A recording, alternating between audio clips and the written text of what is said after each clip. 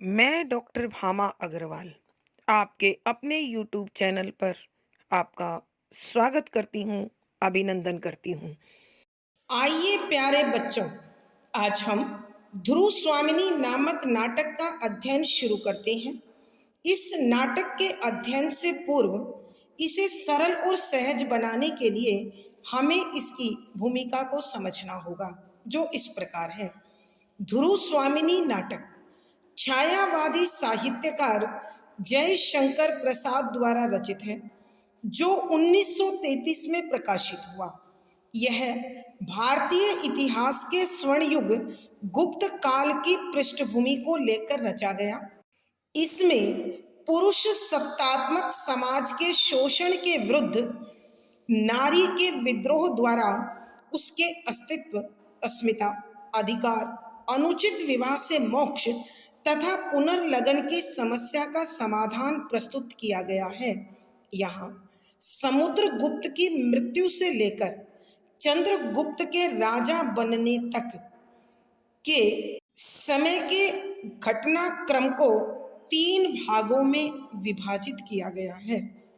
पात्र सूची: ध्रुव स्वामिनी, मंदाकिनी, कोमा, चंद्रगुप्त, रामगुप्त, शिखर स्वामी, पुरोहित, शकराज, खिंगिल, मिहिरदेव, सामंत कुमार, शक सामंत, प्रतिहारी, प्रहरी, दासी, कुबड़ा, बोना, हिजड़ा, नर्तकियां।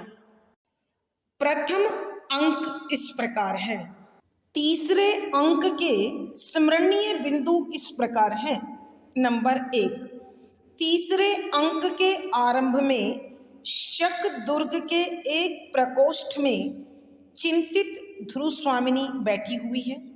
नंबर 2, एक सैनिक राजाधिराज रामगुप्त के दुर्ग में आने की सूचना देता है। नंबर 3, ध्रुव स्वामिनी चंद्रगुप्त के घावों के विषय में जानकारी लेती है। नंबर 4, शक दुर्ग की जीत पर मंदाकिनी ध्रुव स्वामिनी को बधाई देती है। नंबर 5, तभी पुरोहित ग्रह शांति के लिए आते हैं तो उन्हें ध्रुव स्वामिनी की हृदय विदारक दशा का पता चलता है। तब वह धर्मशास्त्र का विधान पुनः देखने चले जाते हैं। नंबर 6, कोमा अपने पालनहार पिता मिहिर देव के साथ शकराज का शव लेने आती है। नंबर 7, शकराज का शव लेकर जाती हुई निरीह कोमा और मिहिर देव को रामगुप्त मरवा देता है। नंबर 8, सामंत कुमार रामगुप्त के इस कुकृत्य पर उसकी निंदा करते हैं। नंबर 9, अपनी आलोचना सुनकर रामगुप्त वहां पहुंच जाता है। नंबर 10, रामगुप्त सभी सामंत कुमारों और चंद्रगुप्त को बंदी बनाने का आदेश सैनिकों को दे देता है। नंबर 11, ध्रुव स्वामिनी चंद्रगुप्त से प्रतिवाद करने के लिए कहती है। नंबर 12, तभी पुरोहित धर्मशास्त्र का विधान सुनाने आ जाते हैं।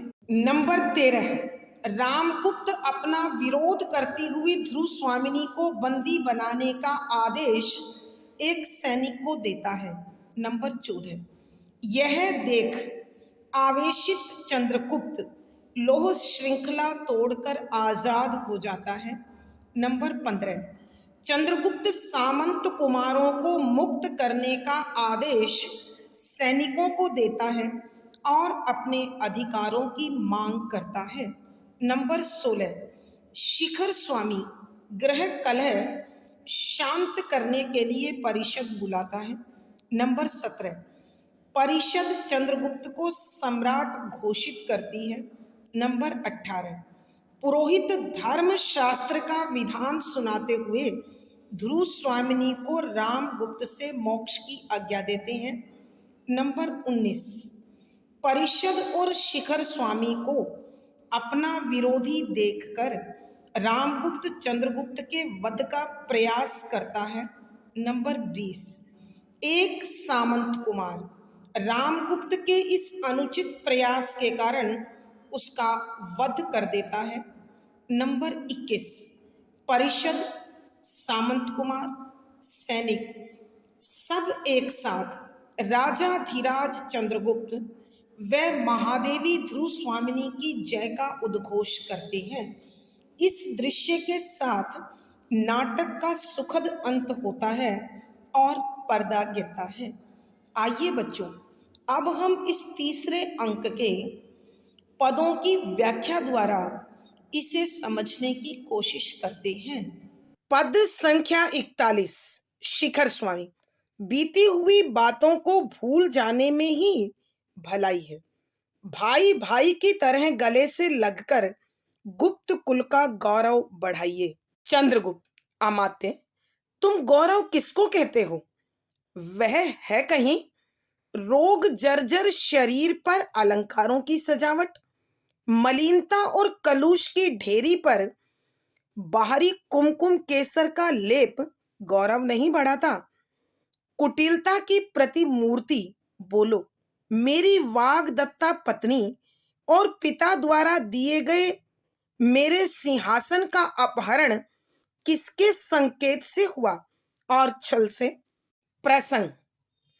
प्रस्तुत पंक्तियां छायावादी साहित्यकार श्री जयशंकर प्रसाद जी द्वारा रचित ध्रुव स्वामिनी नामक नाटक के तीसरे अंक से ली गई है। संदर्भ, इस नाटक में नाटककार श्री प्रसाद ने गुप्तकालीन ऐतिहासिक पृष्ठभूमि में कल्पना मिश्रित एक ऐसा ताना बाना तैयार किया है जिसमें पुरुष सत्तात्मक समाज में नारी शोषण के विरुद्ध आवाज उठाकर नारी अस्तित्व, अस्मिता, अधिकार व पुनर्लगन की समस्या का समाधान प्रस्तुत किया गया है। यहाँ उस घटना का वर्णन है जब रामगुप्त और चंद्रगुप्त में राज सत्ता और प्रभुता को लेकर विवाद उत्पन्न हो जाता है। तो इस गृह कलह को मिटाने के लिए राज परिषद को बुलाया जाता है। ऐसे में शिखर स्वामी चंद्रगुप्त को संबोधित करता हुआ कहता है कि व्याख्या, शब्दों के अर्थ आवश्यकता के अनुसार बीती हुई बातों को भूल जाने में ही भलाई है कि कुमार, जो बीत चुका है उस बात को अब हमें भूल जाना चाहिए, क्योंकि जो गलतियां हुई यदि हम उन्हें दोहराते रहे तो विवाद कभी भी खत्म नहीं होगा और इस प्रकार गुप्त कुल का गृह कलह शक्ति को कमजोर करेगा, कुल को अपमानित करेगा और शत्रुओं को लाभ उठाने का मौका देगा। इसलिए चाहिए कि तुम बीती बातों को भूल जाओ और दोबारा राजा रामगुप्त की सत्ता में तुम युवराज की भांति रहो। भाई भाई की तरह गले लगकर गुप्त कुल का गौरव बढ़ाइए कि दोनों भाई आपस में मन के मैल मिटाकर, मन भेद भुलाकर, मतभेद समाप्त करके गले लग जाइए और फिर एकता के सूत्र में बंधकर गुप्त कुल के सम्मान की वृद्धि कीजिए, गौरव को बढ़ाइए। तब चंद्रगुप्त शिखर स्वामी की इस बात का उत्तर देते हुए कहता है कि अमात्य, तुम गौरव किसको कहते हो? कि हे महामंत्री, तुम किसे सम्मान कहते हो? तुम्हारे अनुसार सम्मान क्या है? अर्थात यह जो बात तुम कह रहे हो इसका अभिप्राय कहाँ है? वह है कहीं कि उस गौरव की, सम्मान की, संस्कारों की, प्रतिष्ठा की कहाँ कहीं तुम्हें उपस्थिति दिखाई दे रही है? अर्थात चंद्रगुप्त के कहने का भाव यह है कि कहीं भी आज गुप्त साम्राज्य में जिस गौरव की बात तुम कर रहे हो वो नहीं है। राजा राजपद का सम्मान नहीं कर रहा, अमात्य अपने अधिकारों से अधिक उनमें हस्तक्षेप कर रहा है और अनेक दुष्चरित्र कमजोर लोग अवसर का लाभ उठाकर गुप्त कुल की प्रतिष्ठा को मिट्टी में मिला रहे हैं। रोग जर्जर शरीर पर अलंकारों की सजावट कि तुम बीमार शरीर को गहनों से सजाकर उसे ओजस्वी बताना चाहते हो, तेजस्वी दिखाना चाहते हो। स्वस्थ नहीं हो सकता वो, सौंदर्य नहीं आ सकता उसमें। मलिनता और कलुष की ढेरी पर बाहरी कुमकुम केसर का लेप गौरव नहीं बढ़ाता। कि गंदगी जहां पड़ी हुई हो और बुराइयों का ढेर लगा हुआ हो, उस पर यदि कोई केसर और कुमकुम छिड़क दे तो वह पूजनीय नहीं हो जाता, वंदनीय नहीं हो जाता, उसको सम्मान प्राप्त नहीं होता। अर्थात कहने का अभिप्राय यह है कि जो गुप्त कुल आज राजा की कमजोरियों के कारण, कुल वधु की मर्यादा का मान न करने के कारण समाज में, राष्ट्र में जो निंदनीय हो गया है, उस पर हमारा मेल भी कोई प्रतिष्ठा उत्पन्न नहीं कर सकता। अर्थात कहने का भाव यह है, क्या हमारे मिलने से कुलवधु का सम्मान लौट आएगा? लोगों की दृष्टि में राजा का गौरव बढ़ पाएगा? और यदि प्रजा राजा का सम्मान नहीं करेगी और राजा प्रजा के संरक्षण का दायित्व उठाने में समर्थ नहीं है, तो भला उस कुल की प्रतिष्ठा कैसे सुरक्षित रह सकती है? कुटिलता की प्रतिमूर्ति बोलो, स्वार्थ, लालच, द्वेष, नफरत, ईर्ष्या के साक्षात प्रतिमा हो। बोलो क्या कहना चाहते हो? मेरी वाग्दत्ता पत्नी और पिता द्वारा दिए हुए मेरे सिंहासन का अपहरण किसके संकेत से हुआ? कि बताओ, तुम किस गौरव की बात कर रहे हो कि मेरी वाग्दत्ता पत्नी जो ध्रुव स्वामिनी थी, तुमने ही छल से उसका विवाह रामगुप्त से कराया। और पिता आर्य समुद्रगुप्त ने जो राज्य का अधिकार मुझे दिया था, जो सिंहासन का हक मेरा बताया था, वह तुम्हारे ही इशारे पर मुझसे छीना गया और धोखे से तुमने। और ऐसा कहते कहते आखिरकार चंद्रगुप्त चुप हो जाता है। यानी उसके कहने का अभिप्राय यह है कि आज गुप्त कुल की जो प्रतिष्ठा मिट्टी में मिली है, जो इसकी चारों ओर निंदा हो रही है, उसमें मूल रूप से तुम्हारा स्वार्थ, तुम्हारी दुर्बुद्धि, तुम्हारी कुटिलता और तुम्हारा लालच ही है। आइए बच्चों, एक बार फिर इस पद की व्याख्या करते हैं। यहां जब परिषद बुलाई जाती है तो शिखर स्वामी अपनी उसी चालबाजी, कुटिलता का परिचय देते हुए, प्रेम का आडंबर करते हुए चंद्रगुप्त से कहता है कि कुमार, इन बीती बातों को भूल जाने में ही भलाई है। अर्थात जो बात बीत चुकी है, यदि हम उसकी कटुता को, उसकी याद को अपने हृदय में बनाए रखेंगे तो हमारी शक्ति कमजोर होगी, समाज में, प्रजा में हमारी निंदा होगी और दुश्मन इस अवसर का लाभ उठाएंगे। इसलिए हमें चाहिए कि दोनों भाई आपस में गले लगकर इस गुप्त कुल के सम्मान की वृद्धि करें। अर्थात शिखर स्वामी के कहने का अभिप्राय यह है कि राजा रामगुप्त रहे और तुम युवराज के पद को संभालते हुए गुप्त कुल की सीमाओं को बढ़ाओ और राजा उनकी रक्षा करे। तब चंद्रगुप्त व्यंग में शिखर स्वामी से कहता है कि हे अमात्य, तुम किसे गौरव कहते हो? तुम्हारी दृष्टि में गौरव क्या है? यही कि युद्ध से बचने के लिए गुप्तकुल वधु को समझौते के अनुसार शत्रु के पास भेज दिया जाए? तुम्हारी दृष्टि में जो गौरव है, जिस गौरव के लिए तुम मुझे समझा रहे हो, क्या वो कहीं है? अर्थात न तुम अपने दायित्वों के प्रति सजग हो, जिम्मेदार हो, तुम स्वार्थ और लालच में अंधे हो। राजा को अपने दायित्व का बोध नहीं है, वो विलासिता में खोया हुआ है और केवल अपने सुख चैन की परवाह करता है। अपने शरीर के बचाव के लिए वो गुप्त कुल की प्रतिष्ठा को मिट्टी में मिला रहा है। और फिर अगर ये मेल हो भी तो ये कभी भी गुप्त कुल के सम्मान को ठीक उसी प्रकार नहीं बढ़ा सकता जैसे रोगी शरीर पर आभूषणों की सजावट कभी भी उसे ओजस्विता, तेजस्विता, सम्मान, प्रतिष्ठा नहीं दे सकती, उसे स्वस्थ नहीं कर सकती। और गंदगी तथा बुराई के ढेर पर यदि केसर कुमकुम छिड़क भी दिया जाए तो न तो उसकी बदबू जाती है और न ही उसकी गंदगी समाप्त होती है। अर्थात चंद्रगुप्त के कहने का अभिप्राय यह है कि तुम्हारे कृत्यों के कारण गुप्त कुल का सम्मान जो धूल धूसरित हो गया है, मिट्टी में मिल गया है, वो तुम्हारे रहते कभी भी पुनः प्राप्त नहीं हो सकता। और गुप्त कुल वधु ध्रुव स्वामिनी को जो शत्रु के दुर्ग में जाकर अपमान झेलना पड़ा है और समाज में उनके इस निर्णय की जो निंदा हुई है, क्या उसे ये मेल पुनः उसी सम्मान के साथ प्रतिष्ठित कर सकता है? अर्थात क्या ध्रुव स्वामिनी का सम्मान वापस लौट सकता है?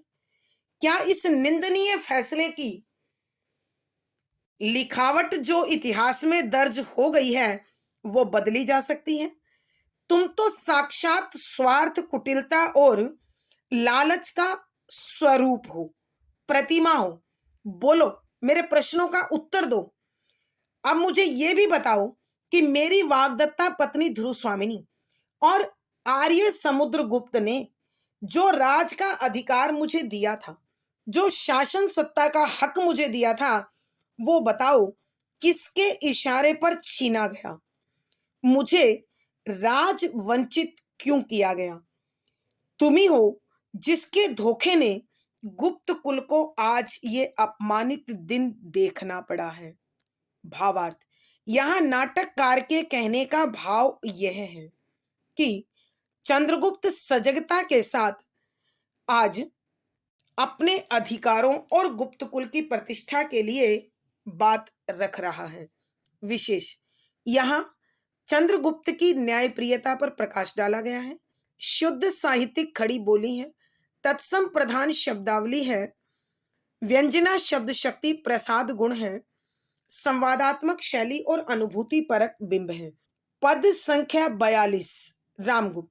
यह उन्मत्त प्रलाप बंद करो चंद्रगुप्त, तुम मेरे भाई ही हो ना, मैं तुमको क्षमा करता हूं। चंद्रगुप्त, मैं उसे मांगता ही नहीं और क्षमा देने का अधिकार भी तुम्हारा नहीं रहा। आज तुम राजा नहीं हो, तुम्हारे पाप प्रायश्चित की पुकार कर रहे हैं। न्यायपूर्ण निर्णय की प्रतीक्षा करो और अभियुक्त बनकर अपने अपराधों को सुनो। प्रसंग पूर्वक संदर्भ, यहाँ उस घटना का वर्णन है जब परिषद को बुलाया जाता है और उसके समक्ष शिखर स्वामी चंद्रगुप्त को त्याग कर पुनः रामगुप्त को राजा स्वीकार करने की बात करता है। तब चंद्रगुप्त गुप्त कुल के गौरव को कलंकित करने वाले कार्यों का उल्लेख करता है और उन्हें सुनकर रामगुप्त कहता है कि व्याख्या, शब्दों के अर्थ आवश्यकता के अनुसार उन्मत्त, पागल, दीवानगी वाला, प्रहलाद, शोर शराबा अर्थात रोना धोना बंद करो, रोक दो, क्षमा, माफ। कि रामगुप्त चंद्रगुप्त से कहने लगा कि चंद्रगुप्त, यह रोना धोना बंद करो, यह पागलों की भांति जो तुमने शोर शराबा मचा रखा है इसे समाप्त करो। तुम मेरे भाई ही हो ना, कि तुम आर्य समुद्रगुप्त के पुत्र और मेरे भाई चंद्रगुप्त हो ना, फिर इस तरह की बातें तुम्हें शोभा नहीं देती। मैं तुम्हारा बड़ा भाई और राजा रामगुप्त तुमको माफ करता हूं। आओ यह विवाद समाप्त कर दो। तब चंद्रगुप्त व्यंग से रामगुप्त को कहता है, मैं उसे मांगता ही नहीं, कि मैं तुमसे माफी मांग ही नहीं रहा हूं, तो जो मैं मांग नहीं रहा हूं वो तुम दे क्यों रहे हो? और क्षमा देने का अधिकार भी तुम्हारा नहीं रहा, कि अब जब परिषद बैठी हुई है तो इसका निर्णय परिषद करेगी।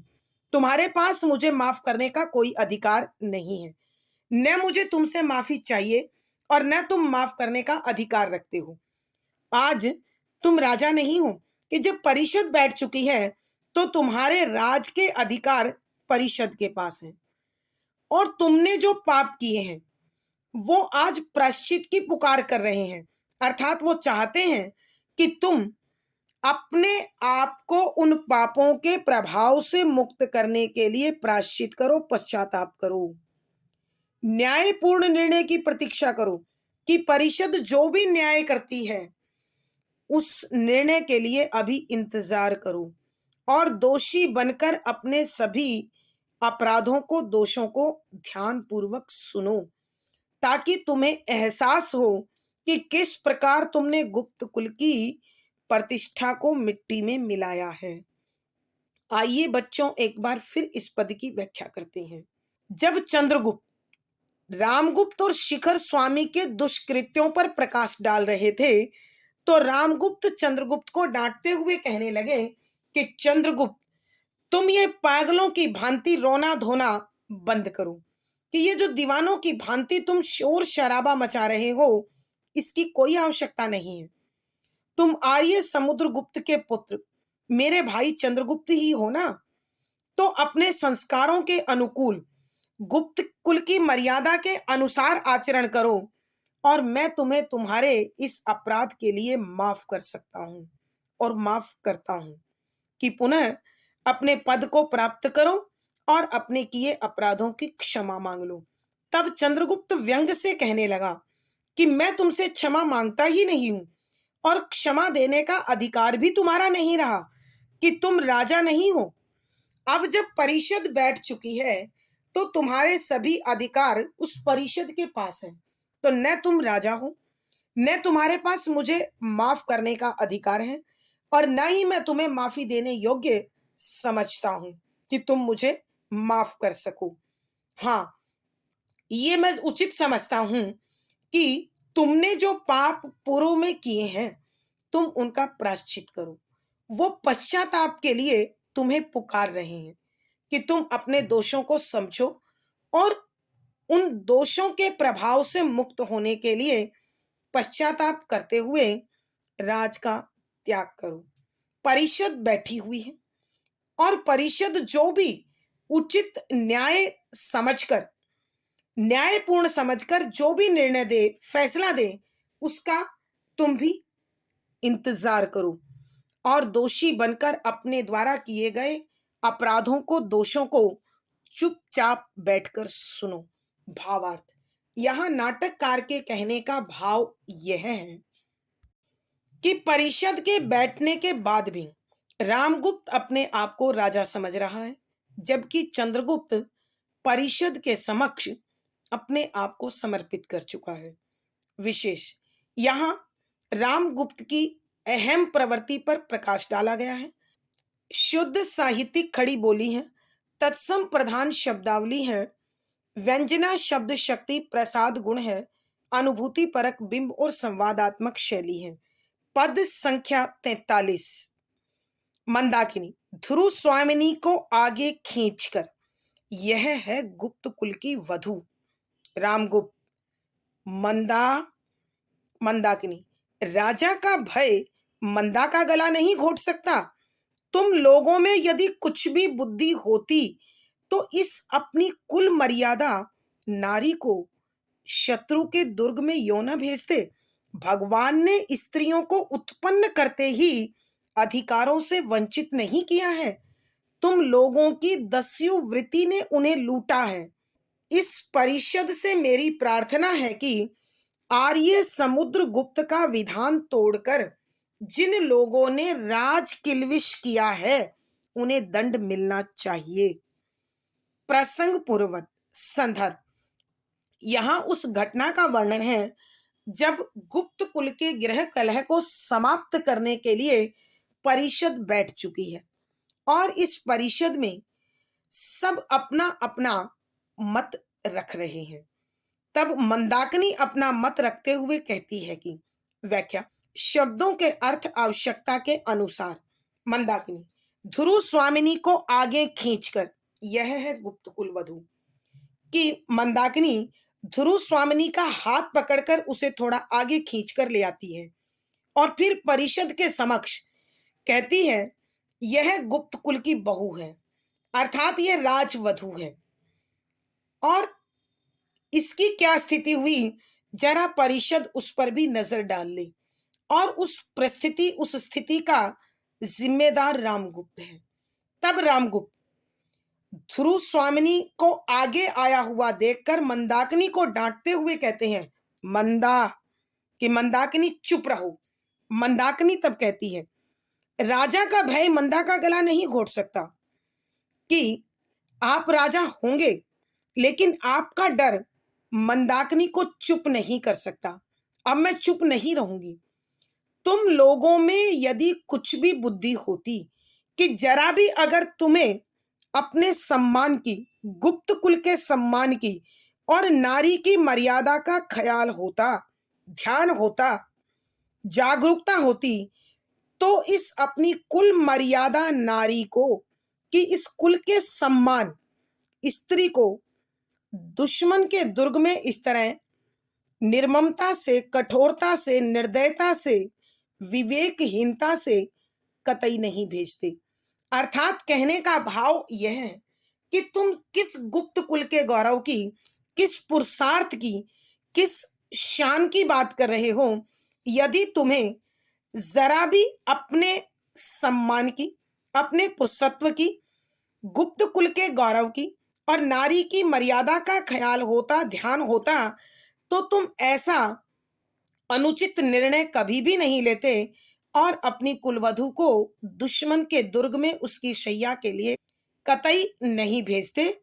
भगवान ने स्त्रियों को उत्पन्न करते ही अधिकारों से वंचित नहीं किया है, कि ईश्वर ने कहीं भी नारियों के साथ अन्याय नहीं किया है। उन्हें उत्पन्न के साथ, पैदा करने के साथ तो पुरुषों के बराबर सम्मान अधिकार देकर इस पृथ्वी पर भेजा है। तुम लोगों की दस्यु वृत्ति ने उन्हें लूटा है, कि तुम लोगों की, पुरुषों की जो लूटने की प्रवृत्ति है, जो लूटने की आदत है, उसी ने नारी का शोषण किया है, उसी ने नारी को अधिकारों से वंचित किया है, उसी ने नारी के सम्मान को, मर्यादा को कुचला है।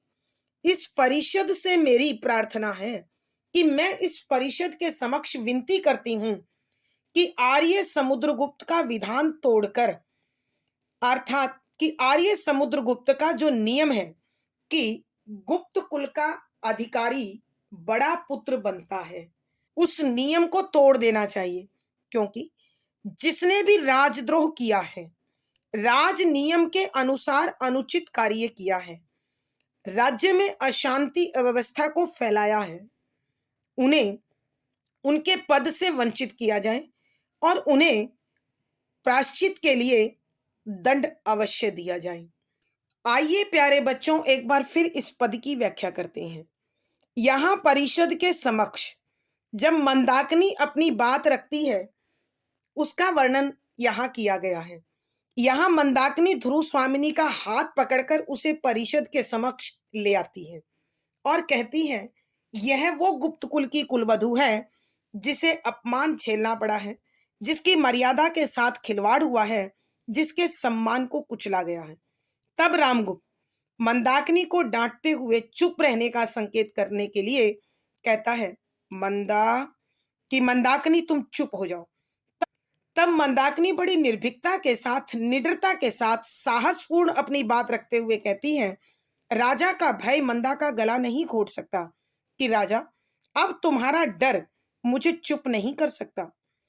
तुम लोगों में यदि जरा भी ज्ञान होता, गुप्त कुल के सम्मान की चिंता होती, अपने पुरुषत्व का गौरव होता, नारी मर्यादा के प्रति दायित्व होता, तो तुम ऐसा विवेकहीनता वाला निर्णय नहीं लेते कि अपने गुप्त कुल के सम्मान स्वरूप, जो गुप्त कुल की वधू है, जो गुप्त कुल की गृह लक्ष्मी है, जो गुप्त कुल का सम्मान है, जो गुप्त कुल की मर्यादा है, उस स्त्री को तुम इस प्रकार शत्रु के दुर्ग में न भेजते।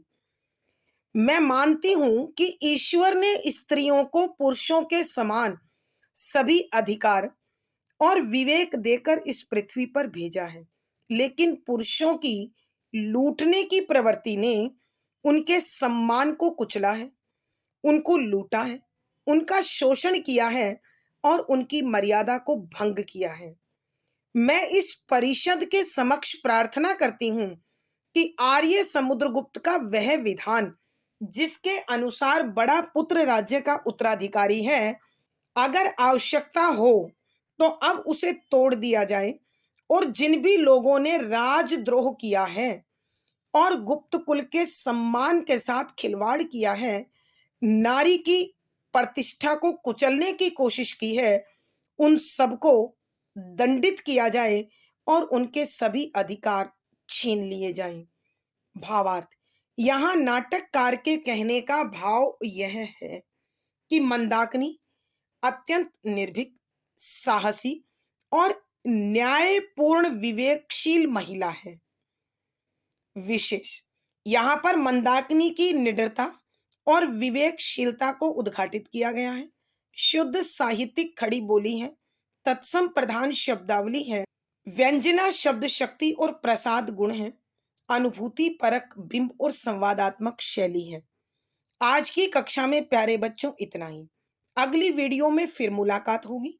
पिछली वीडियो का लिंक डिस्क्रिप्शन बॉक्स में मिल जाएगा। आशा है पढ़ा गया विषय आपको समझ में आया होगा। अपने भाव व विचार कमेंट बॉक्स में लिखें। वीडियो को लाइक करें, शेयर करें और चैनल सब्सक्राइब करें। आपका दिन और जीवन मंगलमय हो, इसी शुभकामना के साथ आभार, धन्यवाद।